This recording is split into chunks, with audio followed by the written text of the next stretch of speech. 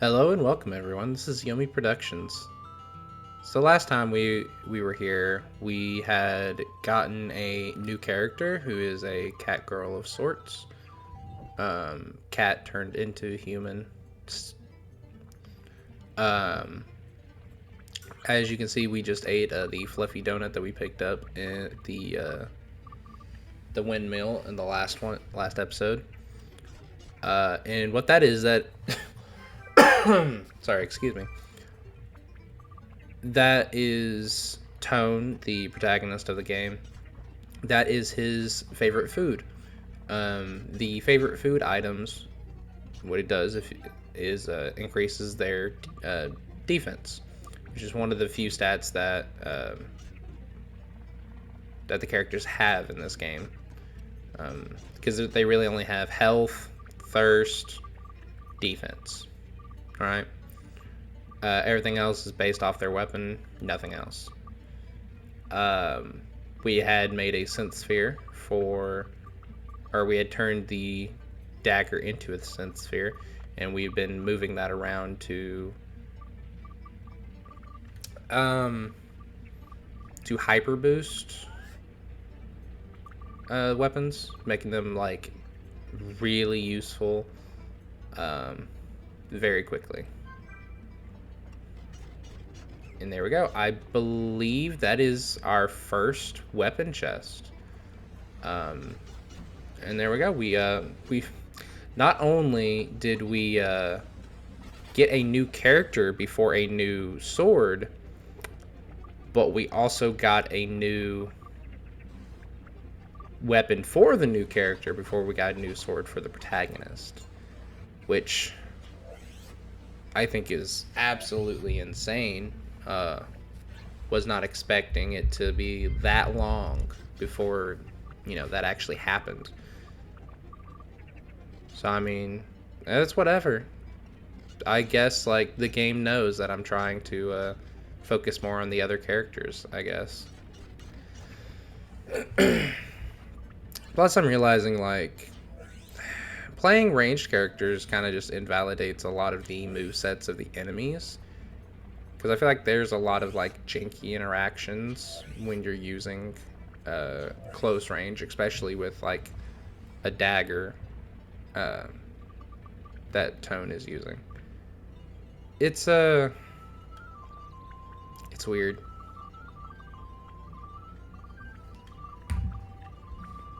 But I don't know.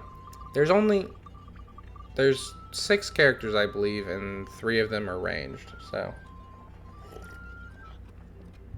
it's split down the middle. And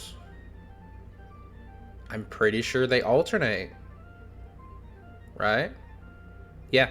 Yeah, no. And they alternate.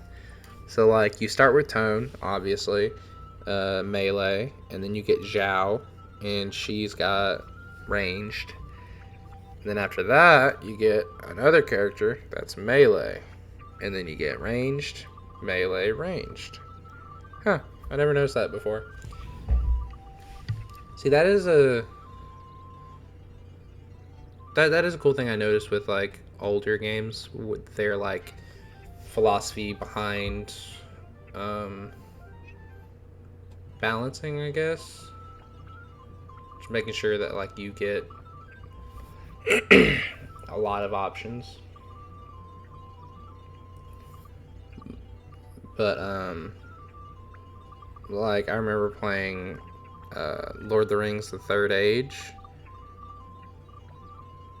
and that's a turn-based Lord of the Rings game where you don't follow the movie like a lot of games like that would have been. What it is you're playing a character which I don't think normally exists, named Barithor, who is a captain. I believe he's a captain in the Gondor army. And there we go, first sword. Wonderful. Only took us 11 floors. um, but yeah, no, I'm pretty sure he's a captain in the Gondor army who's been sent to um, find Boromir, I believe, is what it was. Anyway, he ends up running into the Nazgul and gets saved by an uh, elf lady named Idriel. And the way that the co-op works in that game, which I was looking at a lot of the PS2 games that I have, and several JRPGs are actually two-player. So I wonder if back during the PS2 that JRPGs that were two-player, if they all followed the similar formula. Because the only time I've seen that happen was the Third Age.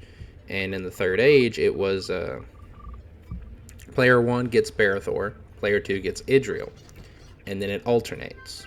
So whoever the third character is, player 1 gets them. Whoever the fourth character is, player 2 gets them. Uh, ignore the fact that Idriel's pretty busted. I'm not gonna lie. Magic busted in that game. Very much so. But once you get the melee stuff up there, Barithor's pretty decent. Everybody else is pretty meh. But it was an enjoyable game. I really liked it. I ended up, let's see, I properly finished it once, I think. That was, let's see, what was it? Yeah, I played it with a friend of mine. I don't think I ever finished, no, I never finished a solo campaign. I did when I was a kid, but I cheated for that, right? I got, I think it was like max levels or something, and just like boosted my stats so high. Because for some reason as a kid, I was always obsessed with the idea of just being able to mash the X button and just constantly pick basic attack and just win that way, right? I wanted to be able to do enough damage to win through that. And that carried over to several different video games. And yeah, it worked, but I had to cheat to get to that level. So, but it's enjoyable. It's an enjoyable experience. Playing it naturally, the final area, Pelennor Fields, was unbelievable. We were pretty overpowered. Like, it's an insane difficulty spike getting to that spot. Like, it was insane because we were carried by Idriel so hard, just essentially, what was it, 100 MP, just hit all the enemies for a lot of water damage. It's her strongest move, and it was crazy. If you wanted to which I believe it would have been most of my MP at the time, I could do a thing that allows me to move twice, back to back. And that would be, you do the water move, and then you do the water move again, and boom, there you go. Most things don't survive that. And if they do, it's like a boss battle. And at that point, you're going to get hit a lot. So I don't know, there was a lot of weird things to do. It also had, it did have levels, but that was purely for the attribute aspect. The skills themselves weren't based on your level. They were all in trees, and so the way it would work is you'd go look at your tree, you'd have the upcoming moves, so you start in this single line, and then it would branch off to two different options. You get to know their names, what their effects are, and then it has a number underneath, and that's how many times you need to use a skill from that tree in order to unlock that skill. So essentially what it would be is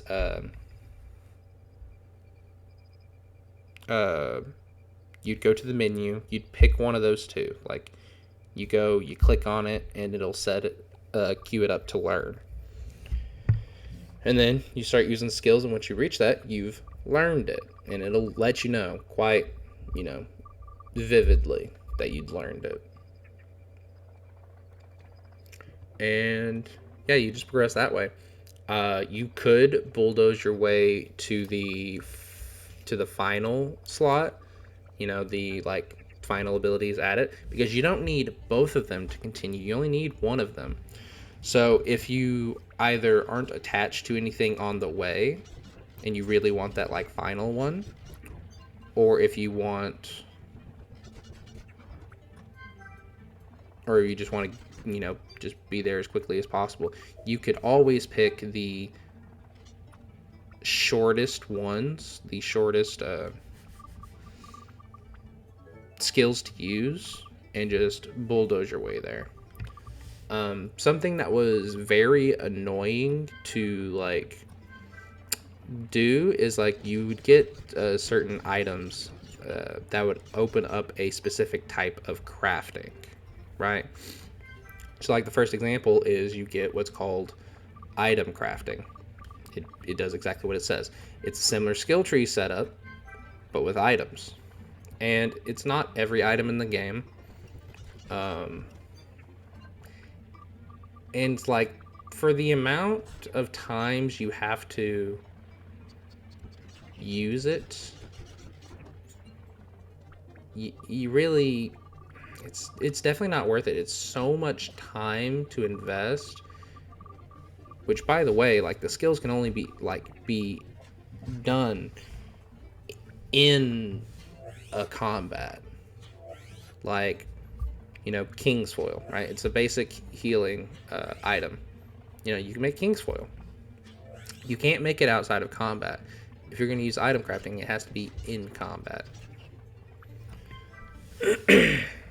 So, yeah, no, that's a...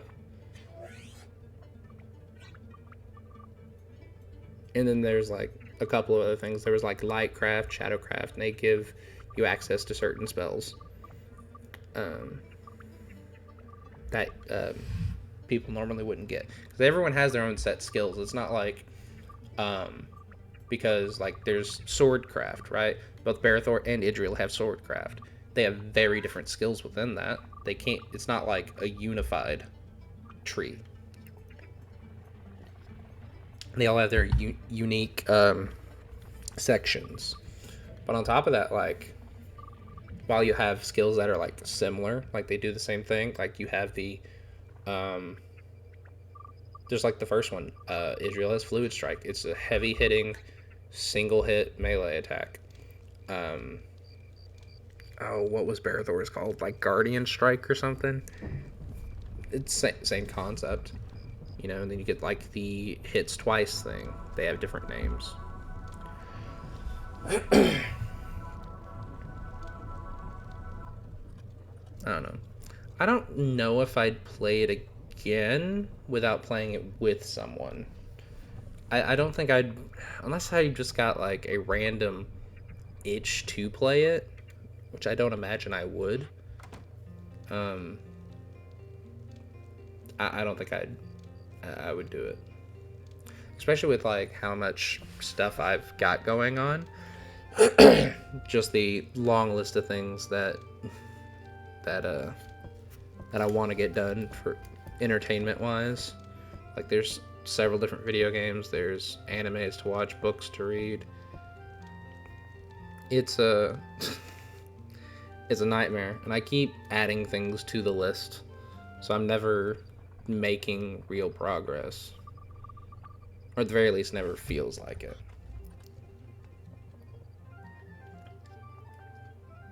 Because, like, Kingdom Hearts, I've wanted to finish that. I just never sat down to actually do it. And that's what's great about this YouTube option, is being able to get through some of that backlog. Now, on that point, is playing Dark Cloud kind of a mistake from that point of view? And technically it is. But I'd say being able to share the my experiences with Dark Cloud, um, exposing just PS2 games that like deserve that attention, um, to be seen for like its true value. Being able to share that is more important than just getting another game off the list. Because I know I enjoy this game. I enjoy playing it. I highly recommend other people to play it. And it's it's one of those just casual, have a fun time. Like, given the world like has its stakes, but I feel like that's just fluff, in that it technically means nothing because you just spend so much time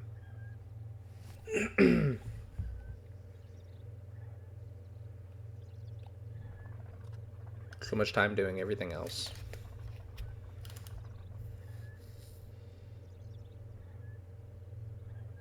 Like getting absorbed into the character and their lives, get to learning little by little, like the things that they want for their house, how they want, you know, how they want the world around them to be. And I think the methodical experience through the dungeons, I don't know. I'd say for me it's kind of heartwarming.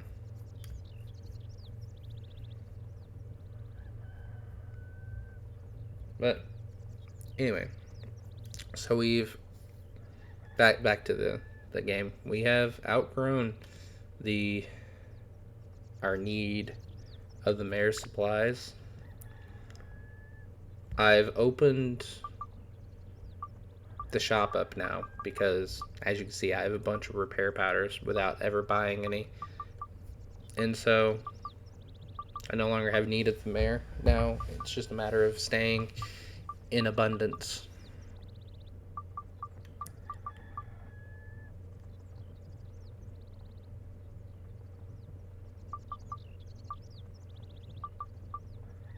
I'm surprised.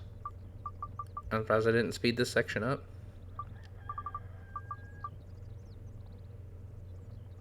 But who cares? Let's just enjoy the shop. He's got a lot of cool things on here. I don't imagine me buying much other than the repair powders and food and water when it's necessary, and a Dran's feather if I ever run out. Like, he's got really cool things. The yellow bundle things are for whenever you start getting an abundance of money, and it helps, like, transform your assets, so you can keep gathering money. But that is going to be all the time that we have for today. I know it's a bit short this time, and I know I rambled too long about Lord of the Rings Third Age, but I hope you enjoyed the time you had here. If you did like it, please leave a like and subscribe, and tell a friend about it. I'm trying to reach 10,000 subs by the end of the year, and trying to get this to where I can replace my my night job. So I hope you'll help me in that.